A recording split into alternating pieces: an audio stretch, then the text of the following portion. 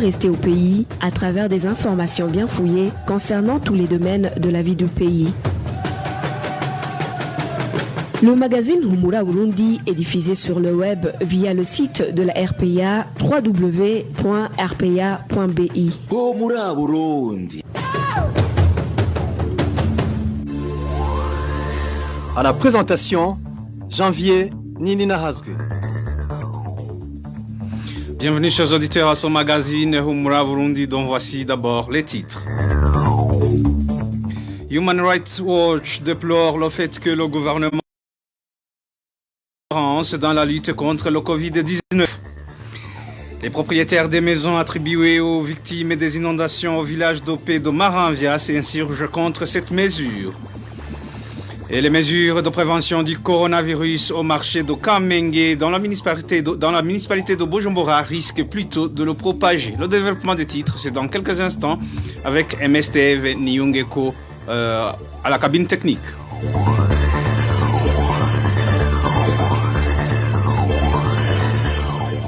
Encore une fois, bienvenue. Un habitant du quartier Mutanga Nord, zone Gihosha, en commune Nahangwa de la mairie de Bujumbura, est sans trace depuis déjà 2 semaines. Arrêté par les agents du service national de renseignement et introuvable dans tous les cachots, la famille de son membre des ex-forces armées burundaises s'inquiète pour sa sécurité. Le point avec Éloge Divin Remesh. Ce citoyen qui est sans trace depuis le 16 mars dernier s'appelle Bonfils Migabo. Il est originaire de la commune Kigamba en province Tchanguzo et habité sur l'avenue Nyanzuki, parcelle numéro 11 au quartier Mutanga Nord. Les informations fournies par certains membres de sa famille font savoir qu'il avait démissionné volontairement de l'armée burundaise en 2005. Le dimanche 15 mars, il partageait un verre avec un de ses amis dans un bistrot du quartier Javé. Selon les mêmes sources, vers la soirée, Bonfils Migabo a répondu à un appel téléphonique d'une femme jusqu'à présent non encore identifiée. Cette dernière sollicitait la location de son véhicule de type Toyota Land Cruiser que Bonfils Migabo avait l'habitude de mettre en location. C'est ainsi qu'il a été arrêté par des agents qui seraient du service national de renseignement. Ils l'ont par la suite conduit à l'état-major général de l'armée burundaise où il a passé toute la nuit avec son véhicule. Les informations fournies par certains membres de sa famille révèlent que le lendemain, c'est-à-dire lundi, des individus en tenue civile l'ont amené à son domicile à bord d'une voiture Carina et lui ont exigé de signer sur un document attestant qu'il a été attrapé en possession de 2 fusils de type pistolet. Dès lors, les membres de sa famille disent qu'ils ont cherché partout, mais en vain. Ils ajoutent que même son véhicule ne se trouve plus dans les enceintes de l'état-major général. Pourtant, le numéro WhatsApp de Bonfils Migabo reste connecté.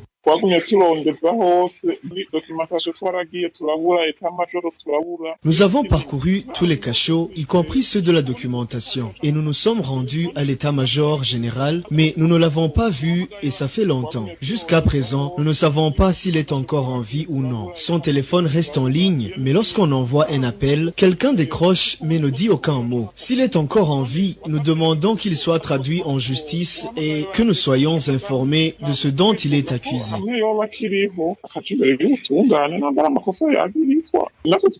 Nous avons contacté à ce propos Salvatore Horihodze, responsable du service national de renseignement en mairie de Bujumbura, mais il nous a raccroché au nez juste après avoir décliné.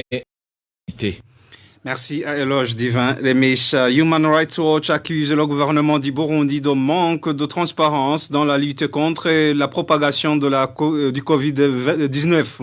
Des vies humaines sont mises en danger selon cette organisation internationale des droits de l'homme.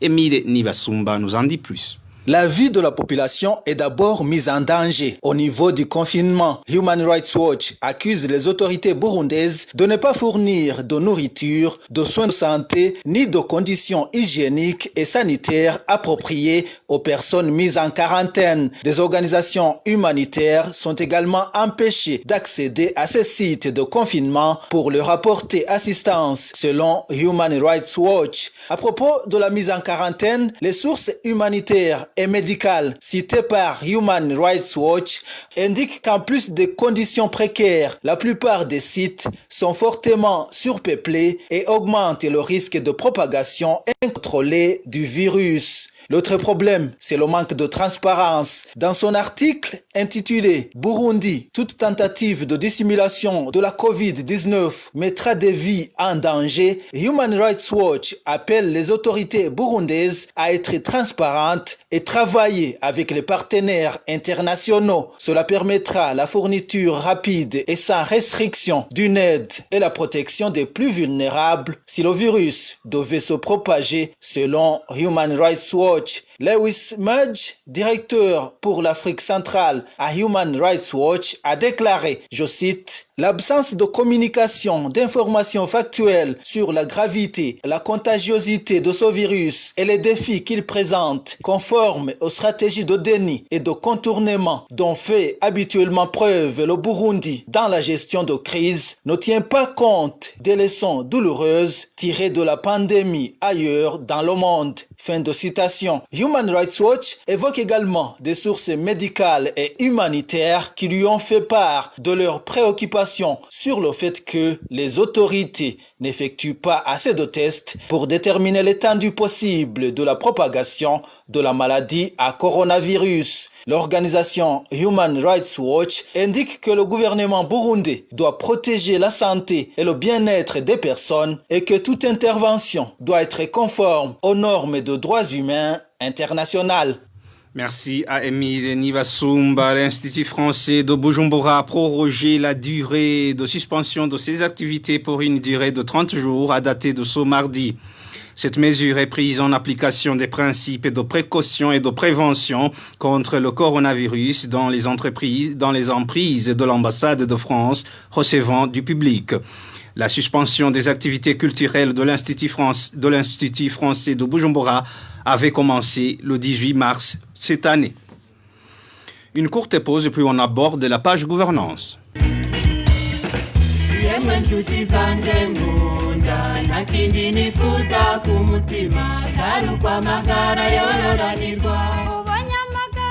Le ministère de la Santé publique et de la lutte contre le sida recommande à la population ce qui suit.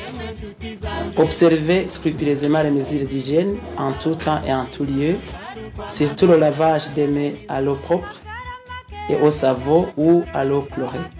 Généraliser la mise en place des kits de lavage des mains dans les établissements de soins de santé et autres lieux publics, notamment les écoles, les hôtels, les bistrots, restaurants, les marchés, les églises, les stades et les bureaux publics ou privés.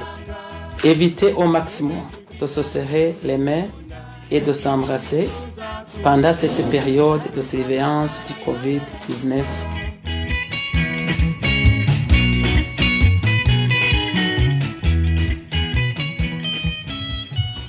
Les propriétaires de maisons du village d'Opé de Maranvia s'insurgent contre la décision des administratifs de donner leurs maisons aux victimes des inondations dans la zone Gatumba. Ces personnes indiquent que cette décision a été prise sans qu'ils aient été consultés. N'est-ce pas, Vicky Chris Ninhelit?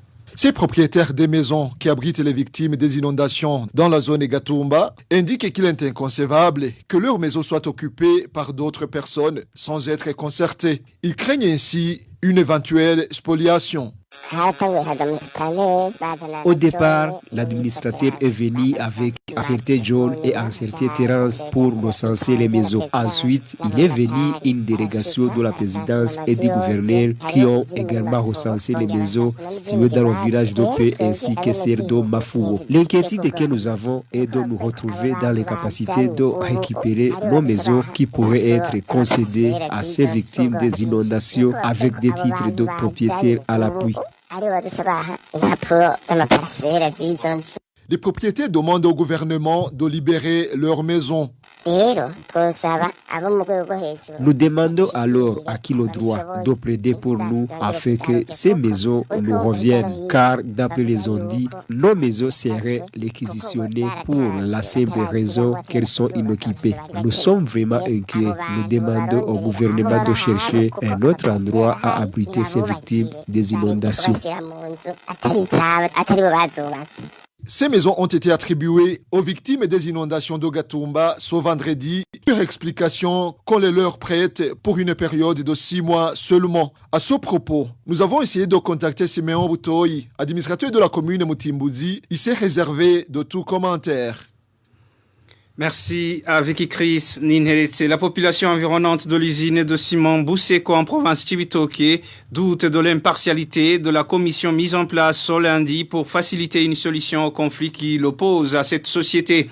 Elle pense que la commission va défendre plutôt les intérêts du gouvernement au détriment de ceux de la population, d'où sa méfiance envers la commission.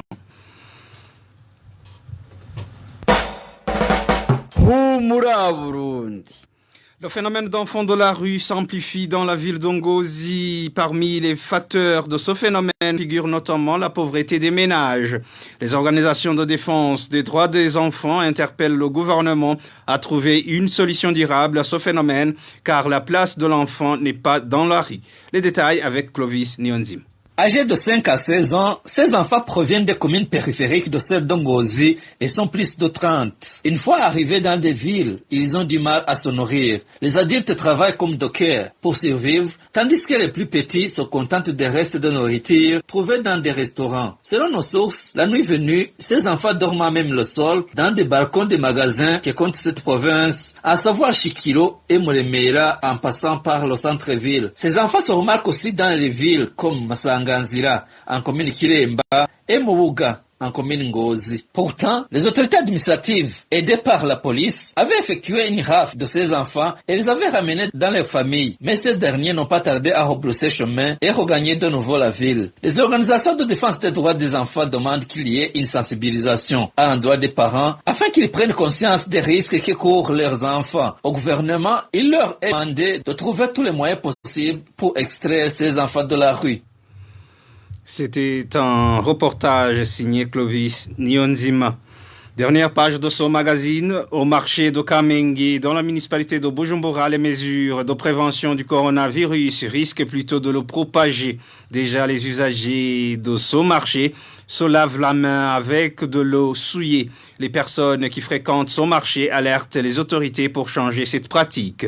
C'est un reportage signé Walter Cuizel. Les gens qui fréquentent le marché d'Okamenge déplorent la négligence des autorités locales et celles sanitaires dans la prévention du coronavirus. À part qu'il n'y a pas d'eau savon, même l'eau contenue dans les seaux placés devant toutes les entrées du dit marché est très sale. Cet habitant témoigne. Moi j'y étais ce matin. Non seulement les gens se bousculaient pour se laver les mains, mais il n'y avait aucun morceau de savon et l'eau était tellement sale qu'on avait peur de l'utiliser. C'est vraiment honteux. Ces habitants demandent au gouvernement de prendre au sérieux ce virus au lieu de faire semblant d'appliquer les mesures d'hygiène alors qu'il n'en est rien. Nous demandons au gouvernement de prendre exemple sur ce qui se passe ailleurs dans la lutte contre le coronavirus. Nous avons la chance d'avoir jusqu'à présent été épargnés et le gouvernement devrait tout faire pour au moins ce qui est de l'hygiène des endroits publics. À voir ce qui se passe au marché de Kamenge, au lieu de se prévenir contre le corona, on risque plutôt d'attraper d'autres maladies. Signalons que certains robinets qui sont installés à l'entrée de ce marché sont à sec depuis plus d'une semaine.